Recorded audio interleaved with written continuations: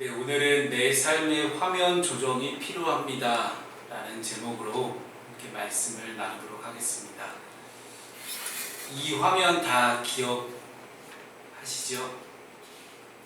아마 우리 연세가 있으신 분들은 어렸을 때 늘 보시던 화면 조정 그런 화면이고요.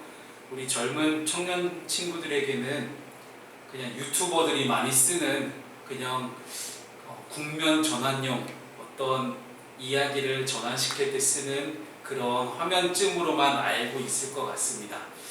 이 화면 조정이라는 이 그림이 이게 뭔지를 아마 우리 청년들은 물어봐도 모를 것 같아서 제가 설명을 좀 드리겠습니다.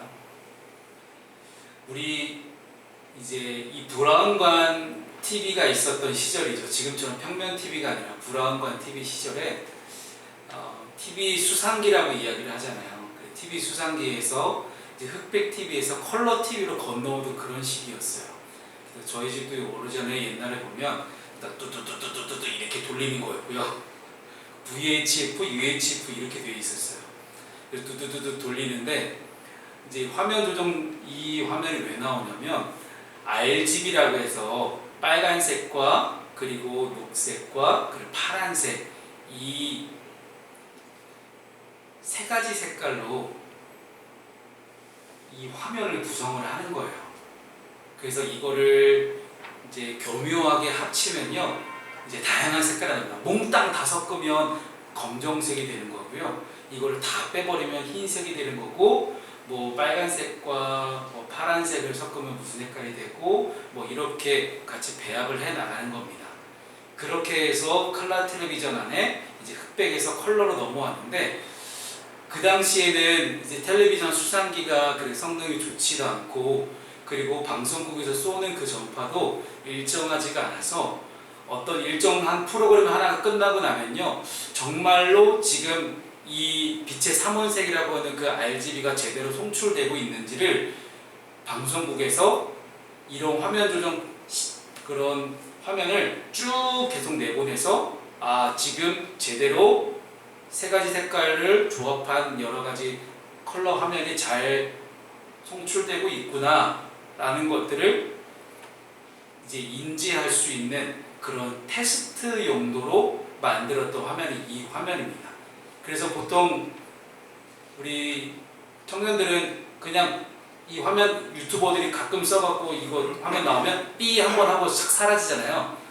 우리 어렸을 때까지만 해도요, 이 화면 나오면서 계속 화면에는 삐 하는 소리가 나왔어요. 그런데 이 화면 조정이 없었으면 내가 지금 제대로 색깔을 보고 있는 건지 아닌지 알 수가 없었다라는 거예요.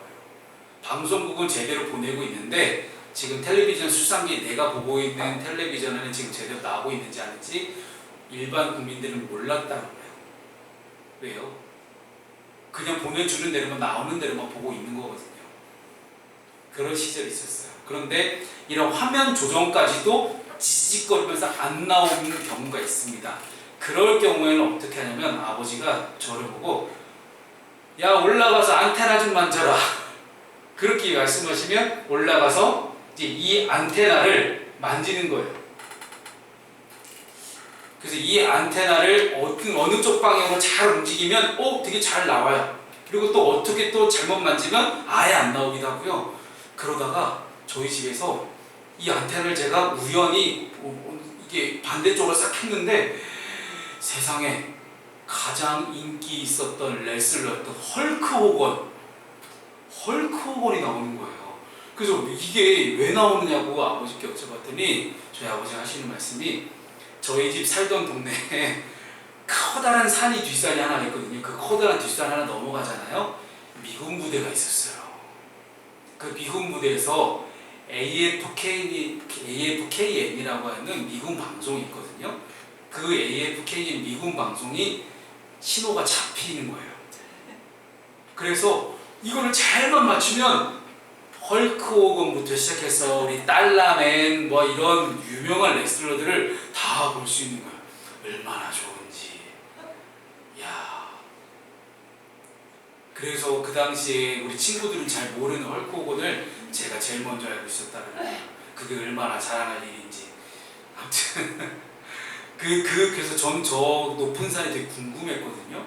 근데 그 당시에 터졌던 사건이 개구리 소년 사건이었어요. 저도 예전에 어렸을 때 그 높은 산에 도룡뇽 알 채집하러 많이 갔었거든요. 근데 개구리 사건 터진 날부터 어른들이 저희들의 산에 못 올라가게 하더라고요. 그래서 그때부터 그 산은 우리가 어린 아이들이 못 올라가는 산이 됐고, 궁금하지만 그냥 미지의 산으로 남아있는데 지금 그 산이 어떻게 됐는지는 모르겠습니다만은, 어찌됐든 어린 시절에 저는 이 안테나를 잘 맞춰야만 화면이 나온다는 거를 이제 알고 있었습니다. 근데 이거를 제가 군대 가서도 똑같이 써먹고 있더라고요. 저는 군대를 이제 기무사라고 하는 그런 특수한 부대를 나왔는데 거기서 통신병과에 있었어요. 그래서 안테나를 세우고 그 신호를 잘 맞추면 그 근방에 있는 모든 부대의 무선 통신을 다 들을 수 있는 거예요. 그 모든 부대의 무선 통신을 다 듣고 다 적어서 거기에 군사 기밀을 유출하는지 안 하는지 잡아내는 역할이 제가 군생 활동을 했던 겁니다. 여러 명 영창 보냈습니다. 제가 다 잡아가지고. 근데 그렇게 영창 보내야, 잡아서 영창 보내야 제가 포상휴가를 나갈 수 있었거든요. 남의 불행이 곧 저의 행복이었던 시절이었는데, 그래서 군대 가서도 저는 이 안테나를 정말 많이 썼어요. 이 이야기를, 화면 조정 그리고 안테나 이야기를 제가 하는 이유가 있습니다. 왜냐하면 안테나를 잘 맞춰야만 신호를 받아들이고 화면 조정도 할 수 있고, 우리가 텔레비전 수상기를 통해서 방송 프로그램을 볼 수 있었던 것처럼 하나님의 안테나에 우리의 안테나를 맞추는 것, 하나님의 주파수, 하나님의 무선 신호에 우리의 안테나를 맞추는 것이 얼마나 중요한지 몰라요. 지금도 그렇습니다. 여러분, 우리 지금 교회는 와이파이가 되게 잘 되어 있잖아요. 이렇게 와이파이 빠른 교회 드뭅니다, 여러분. 저희는 기가 와이파이를 쓰고 있거든요. 그런데 이런 나무 벽이 아니라 콘크리트 벽으로만 싹 막히기만 해도 와이파이는 금세 신호가 확 줄어들어요. 그래서 왜 와이파이가 잘 안 돼? 맨날 이래요. 심지어 카페 제이콥 와이파이를 잡고 있는 사람들은 여기에서는 되게 잘 돼요. 근데 이 문 건너편으로는 우리 지금 아이들이 지성이는 카페 제이콥 와이파이 신호를 잡고 있으면 이 안에만 들어가도 잘 안 잡혀요. 그만큼 중간에 막힌 것이 있으면 신호를 제대로 받을 수 없다는 이야기를 저는 하고 싶었던 겁니다. 이거를 우리가 영적으로 어떻게 해석해야 되냐면, 하나님과 나 사이에 이런 방어막, 장애물, 하나님의 주파수에 나의 안테나를 맞추는 과정 속에서 중간에 어떠한 장애물도 없어야 된다는 거예요. 그 장애물은 성경에서 뭐라고 이야기하냐면 죄라고 이야기합니다. 그 죄 때문에 하나님의 주파수에 우리의 안테나를 맞출 수 없는 일들이 계속해서 벌어지고 있다는 것이고, 하나님에 대해서 자꾸만 오해를 하게 되는 겁니다. 그래서 우리가 참된 그리스도인이 되고 참된 하나님의 자녀가 되기 위해서 지금 우리는 반드시 하나님의 주파수에 우리의 안테나를 맞춰야 되고요. 하나님과 나 사이를 가로막고 있는 모든 더럽고 추악한 죄와 반드시 한 번에 결별할 수 있어야 합니다. 그래야만 우리는 하나님의 자녀로 다시 거듭날 수 있습니다. 혹시 아직 교회를 다니지만 여러분 가운데 하나님 앞에서 부끄러운 더럽고 추악한 죄가 있는 분들이 있다면 오늘 이 예배의 시간을 통해서 반드시 찢고 끊어낼 수 있는 그런 결단과 용기가 새롭게 생겨나시기를 주님의 이름으로 축복합니다. 아멘. 좋습니다. 자, 우리 첫 번째는요, 우리가 하나님의 주파수에 맞추고 내 삶의 화면 조정을 하기 위해서는 하나님께 최선을 다할 수 있어야 됩니다. 오늘 본문의 9절 말씀을 함께 읽습니다. 시작. 이스라엘의 여호와과 왕을 제20년에 아사가 유다 왕이 되어. 아멘. 남유다의 세 번째 왕의 이름이 아사라는 왕이 등극을 해요. 오늘 본문은 아사가 왕이 된 때가 북이스라엘의 첫 번째 왕, 즉 북이스라엘과 남유다를 갈라지게 했던 그 여로보암 왕이 된 지 20년째 되는 해라고 성경이 밝힙니다. 열왕기 상이 아니라 동일한 내용을 기록하고 있는 역대하 말씀을 보게 되면요, 역대하 13장 20절 말씀에 남유다의 두 번째 왕이었던 아비야 왕 시절에 북이스라엘과 남유다 사이에 커다란 전쟁이 있었다고 기록합니다.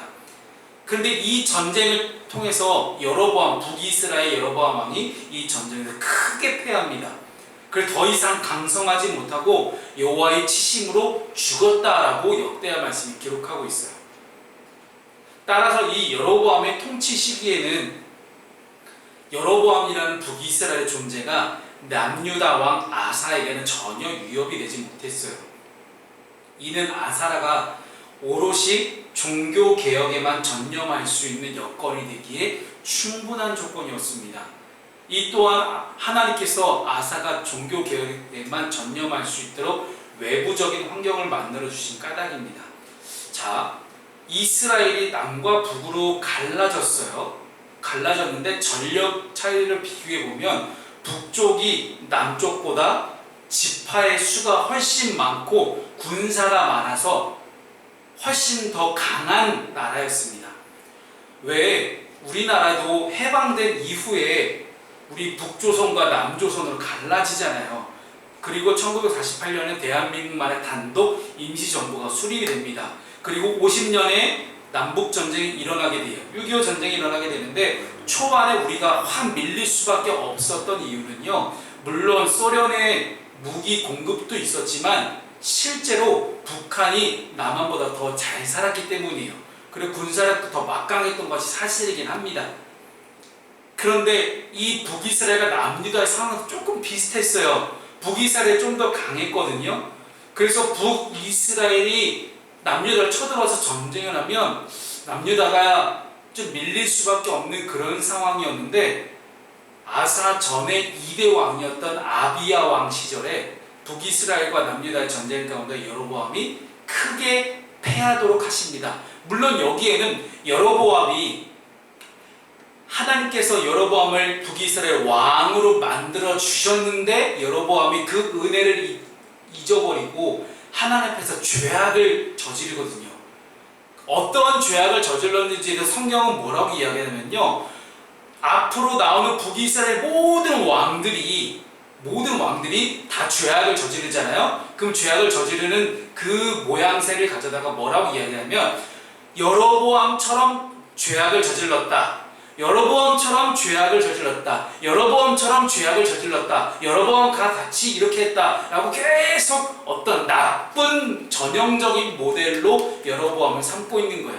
반대로 정말로 하나님 앞에 솔직하게 서 있었던 남유다의 4명의 왕이 있습니다. 그 중에 한 명이 오늘 나오는 아사 왕인데, 선한 왕들, 하나님께 죄악을 저지르지 않는 왕들의 특징은요, 앞에 다윗과 같이라고 붙어요.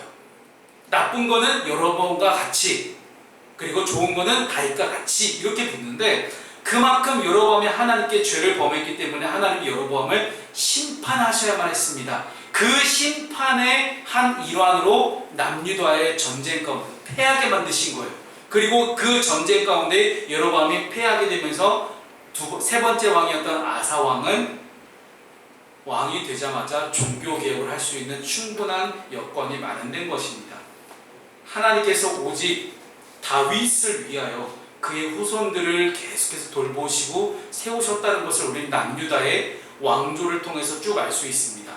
실제로 북이스라엘은요, 여로보암이 그렇게 죽은 이후에 북이스라엘이 722년에 BC 722년에 멸망할 때까지 왕조가 여러 번 바뀝니다.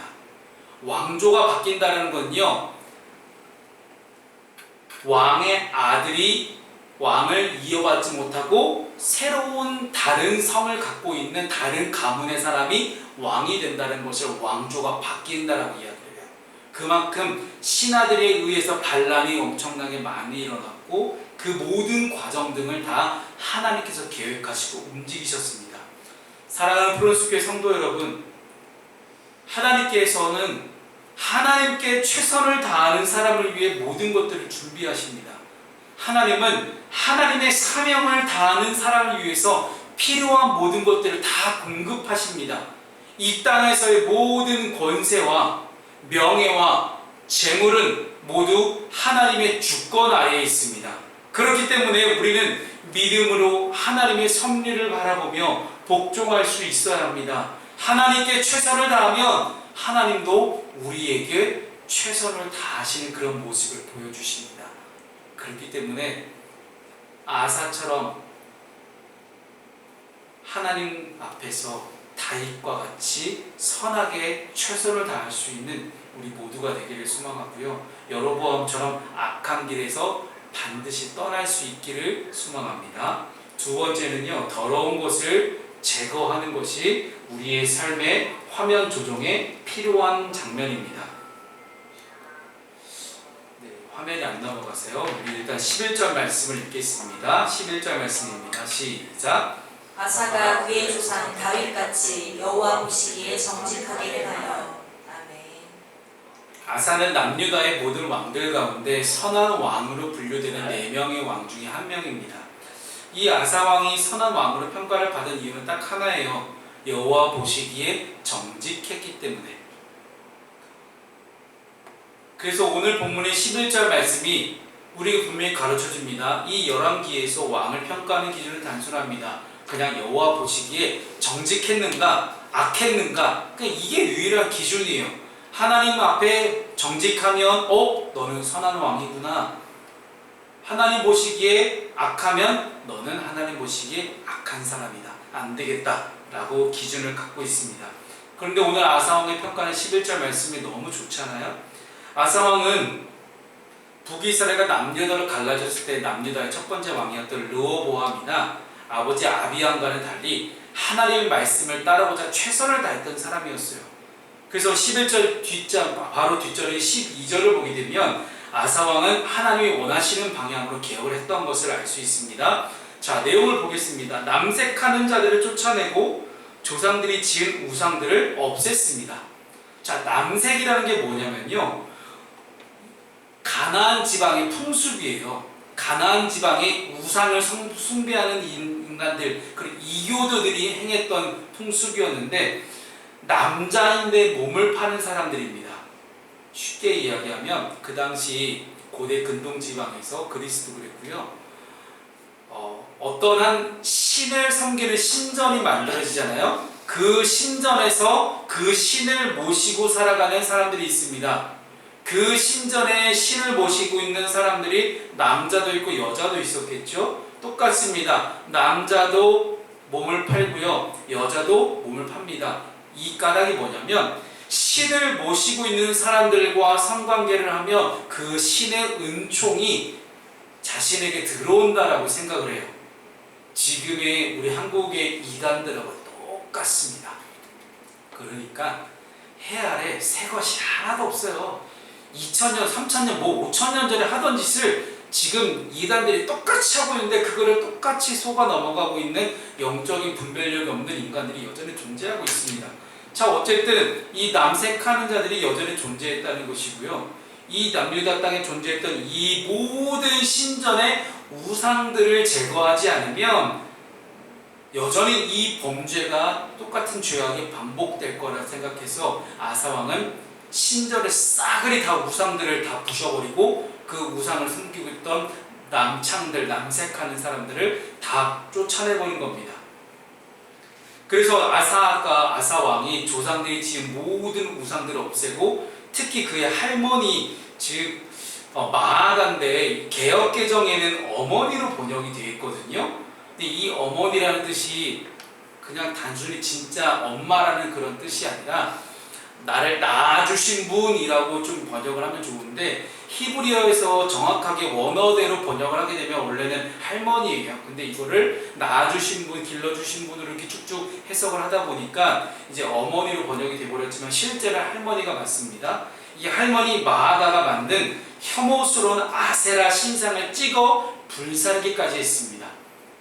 바알과 아세라는요, 이스라엘이 멸망할 때까지 계속해서 발목을 잡고 있는 진짜 악한 우상들이에요. 근데 이 아세라 신이 다산과 풍요의 신이었기 때문에 모든 여성들이 정말로 잘 따르고 좋아하던 신이 이 아세라 신이었습니다. 그러나 아사 왕은 진리를 수호하고 하나님 앞에 바로 서기 위해서 이 모든 것들을 다 깡그리 부셔버립니다. 자, 보세요.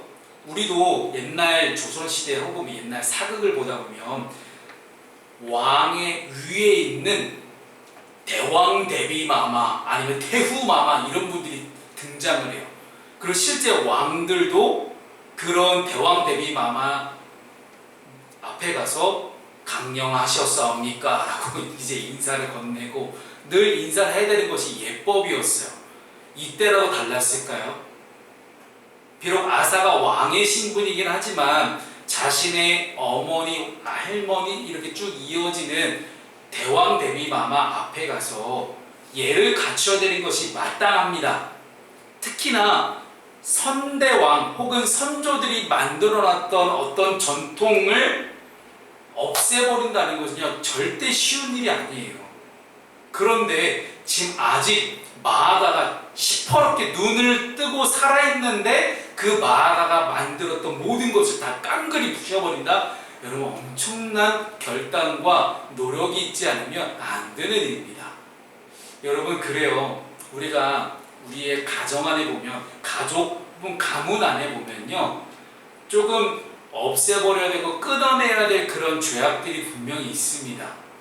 근데 그런 죄악들 가운데 악한 어떤 관습들, 습관들을 좀 끊어내 버려야 하는데 그저 그래 우리 어머니가 혹은 우리 부모님이 혹은 우리 조상들이 그렇게 해왔던 전통이니까 무조건 해야 된다라고 이야기하는 것들이 있어요. 만약 그런 것들이 계속 남아있었다면 지금 한국 사회가 어떻게 됐을까요? 미안하고 죄송하지만 우리 여성 동지들은 함께 예배할 수 없습니다. 그렇게 따지면 조선시대 여성은 사람이 아니었잖아요. 이스라엘도 똑같습니다. 그때 당시 여성은 사람으로 쳐주지 않습니다. 계수를 안 했다는 거죠. 숫자를 쳐주지 않았습니다. 분명히 악한 관습이 맞아요. 근데 악하다는 것을 우리가 조상들부터 전통적으로 행해왔다는 이유만으로 그저 계속해서 용인하고 간다면 우리 안에 하나님의 나라가 세워지기 참 힘듭니다. 그래서 아사 왕은 하나님의 나라를 계속해서 만들기 위해서 비록 선대부터 이루어졌던 전통이었지만 악습이라면 반드시 하나님 보시기에 악하다고 생각하면 없애야 된다는 것이 아사의 분명한 신앙적 결단이었습니다. 사랑하는 성도 여러분, 우리는 때때로 인간의 특성에 따라 결과를 내는 것에 집중할 때가 너무나 많습니다. 하지만 하나님께서는 아사 왕의 경우처럼 내 마음의 정직함을 보시고 평가하시는 분이심을 성경은 분명히 우리에게 말씀하고 있습니다.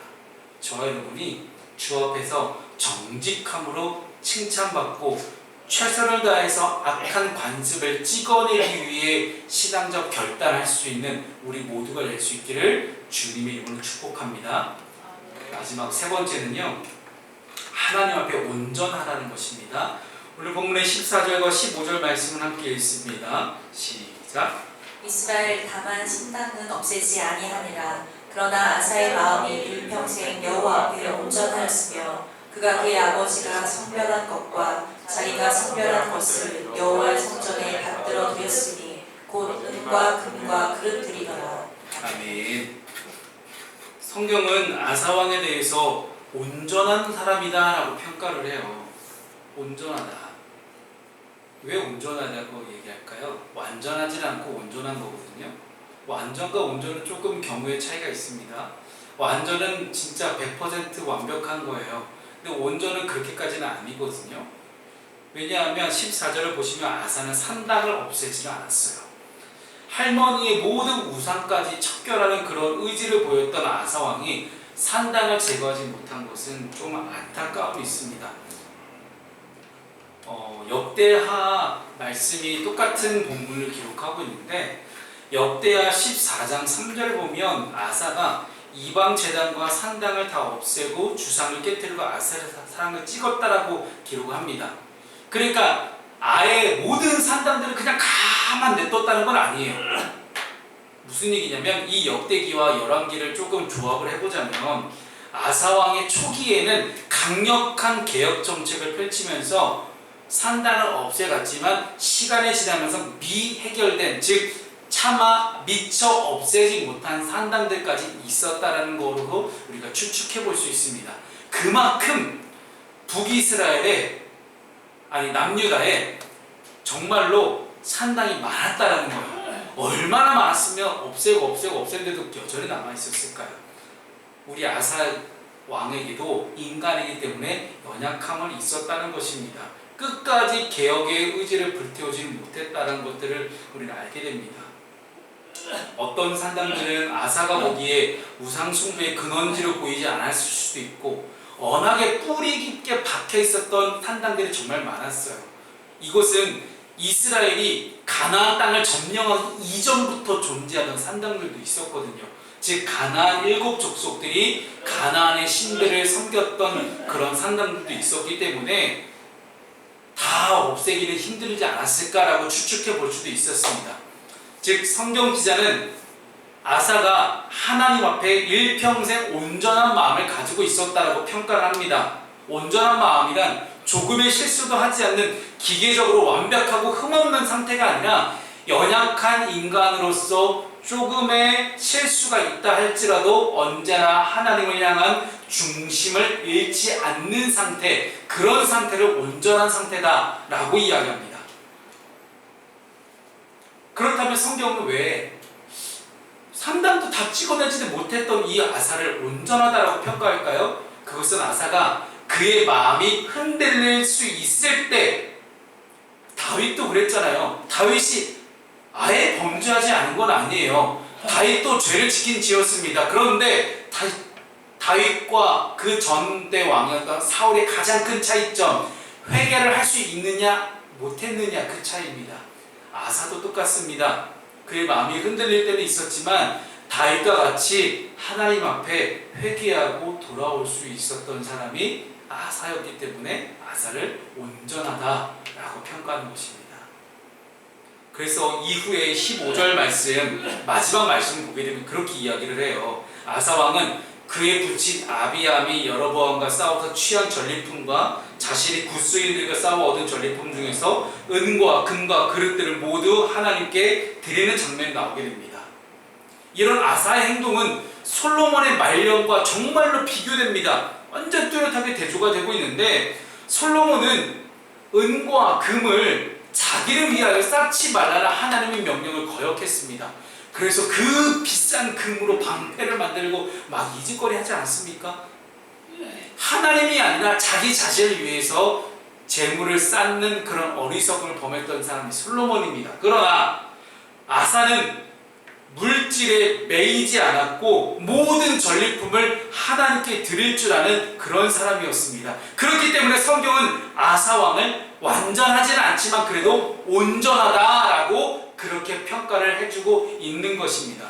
모든 물질이 하나님께로부터 말씀을 기억하고 욕심을 버리고 가진 것을 하나님께 온전하게 드릴 수 있는 그런 사람을 하나님은 온전하다라고 평가하고 아사처럼 선하다라고 말씀을 하십니다.